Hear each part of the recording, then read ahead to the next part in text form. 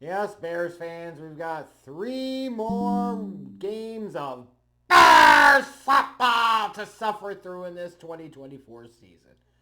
And if we're being completely honest, Bears fans are a fan base that deserve it. They're just really dumb. And arguments this week on social media about DJ Moore, whether he was talking about vacation or not, whether it's disrespectful or not. The, oh, let's talk about Caleb Williams and they should have just went for the fucking hole. Talking about a goddamn failed quarterback that is sitting on somebody else's bench. A number of people trying to talk themselves and others into Mike Vrabel being the best option to be the Bears head coach. And I'm sure you're going to see it on Sunday. Many, many thousands of idiots giving their money to an organization that doesn't deserve it to go watch in cold ass weather Bears football in a third-rate stadium. Dumbass fan base. Anyways, whatever. Let's talk about this matchup coming up on Sunday. Do we really have to? I guess we do. First, you've got the Detroit Lions. They're sitting at 12-2 atop the NFC North, tied with Minnesota, and via tiebreakers and so forth. Technically, the Lions are still sitting atop not only the NFC North, but the NFC in terms of being the 1 seed in the playoffs. So you certainly can imagine, certainly can expect that Detroit should be highly motivated for this one because, yes, they lost to the Bills last week, 48-42, possible Super Bowl preview. But that loss didn't kill them at the end of the day. And it's basically still an environment for the Lions of control your own destiny. You win out, and you guarantee yourself the top seed. Win out, guarantee you win the division. If you don't, good luck, because who knows what's going to happen. And you could probably say that a bit right now for the Lions anyways, because they've been absolutely decimated by injuries. Now, good teams with good coaching find a way to overcome that. And then you have the Chicago Bears. But there is no doubt that at some point in time, those injuries do start to catch up with you. You look at last week, they lost Lynn McNeil for the season due to an ACL injury, Carlton Davis to a broken jaw, David Montgomery with an injury, may or may not be out the rest of the season, layering it on to guys already on the IR like Aiden Hutchinson, Marcus Davenport, Alex Anzalone. You look especially at that defense, and they are really, really thin and decimated there. So you have to wonder at some point, is that going to really start to catch up with them? And perhaps what we saw against the Bills on last weekend is an indication of that. But the Lions are still a force. They're first on offense in points scored in the league. They're second in total yards gained per game.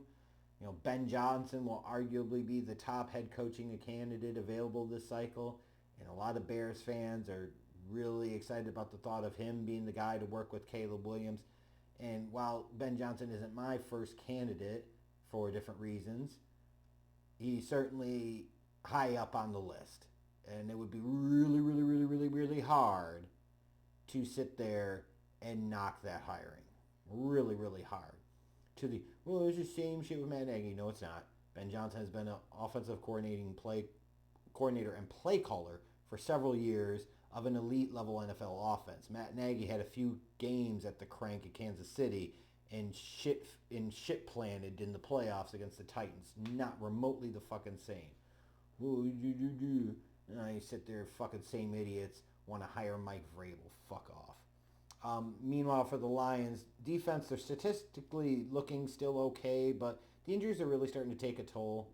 And like I mentioned, you have to assume at this point that they'll be fully motivated and focused. But it is worth noting that just a couple weeks ago on Thanksgiving, they almost choked away their game against the Bears. If it wasn't for some stupidity by Matt Eberflus, a rookie quarterback being too caught up in the moment, getting a bit overwhelmed and losing his bearings, it could have turned out much differently, right? So the Lions got to be careful that they don't play with fire here, even against a scrub-ass Bears team. And let's make no mistake about it, the Bears are a scrub-ass team. Which, for some reason, the NFL decided last Monday night they wanted to give us Bears football in prime time. You could have flexed it, you should have flexed it, you didn't. Why do you hate everybody so much? I mean, what did you expect was going to happen? Of course the Vikings dominated them and won 30-12, and it wasn't even that close.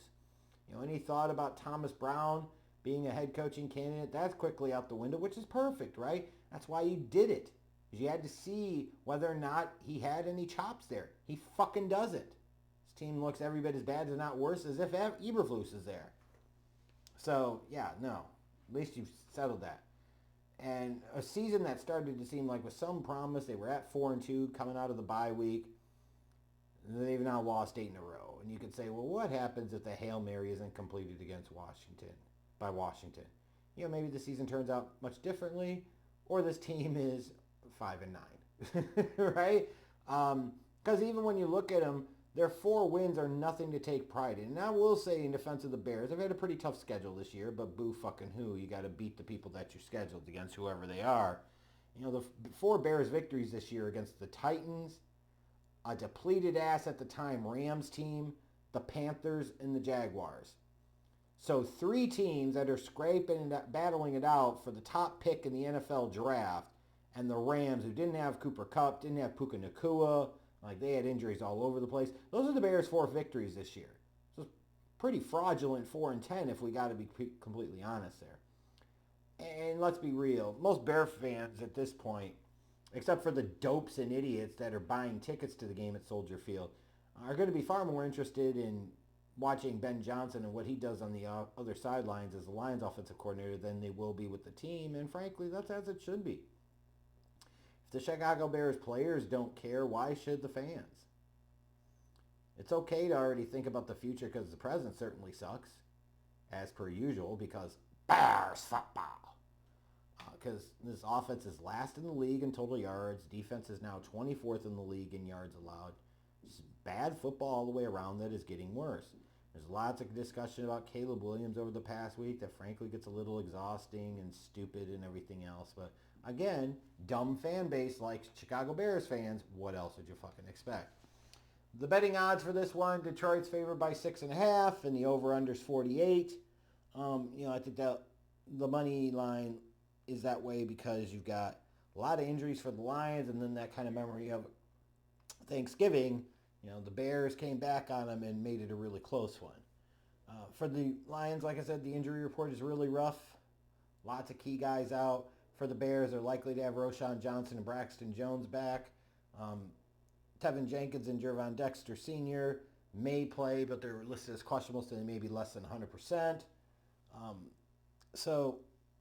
Yeah, that's where we're at. In terms of keys to victory for this one, for the Lions, first and foremost, remember to show up.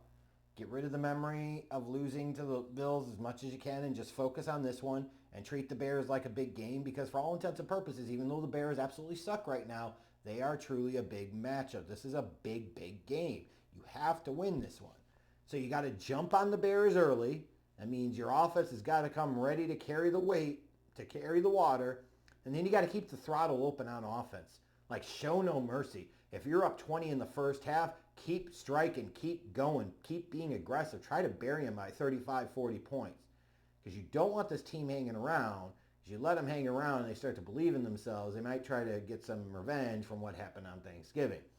Meanwhile, for the Bears, win the turnover margin. Even though that didn't matter much the past couple of years under head coach Matt Eberflus, still, you want to win the turnover margin if you got any shot at beating a quality team like the Lions. And it could be a piece of like lull them to sleep in the first half by boring them, by running the ball so goddamn much. But nah. No risk it, no biscuit. Throw deep to roam. Take chances. End arounds. Double reverses. Halfback option passes. Fake field goals. Fake punts. You are fucking 4-10, Bears. Find other ways to manufacture explosive big plays that are not coming from your offense right now. Find ways to show some fight against a team that you know is going to be super aggressive. And you go back to the Thanksgiving game. You know why Ben Johnson drew up a play where he was sitting there and doing an option to the fucking offensive lineman, an option pass to the offensive lineman? You know why? Because he wasn't worried about the Bears. They were no threat whatsoever. Who could fucking blame him? He knew the Bears were a joke. That's why he did it. Because he could. It's kind of ballsy when you think about it. For this one, like, bad spot for the Bears to catch the Lions, even though, again, the Lions are pretty depleted from an injury standpoint. Their offense is still clicking pretty well. They'll still have Jahmyr Gibbs in the backfield. And, oh, by the way, they'll be pissed off after losing to the Bills at home like they did last Sunday. So I expect the Lions to come out ready to play and overwhelm the Bears. And I think it's going to be something like Lions 34, Bears 23.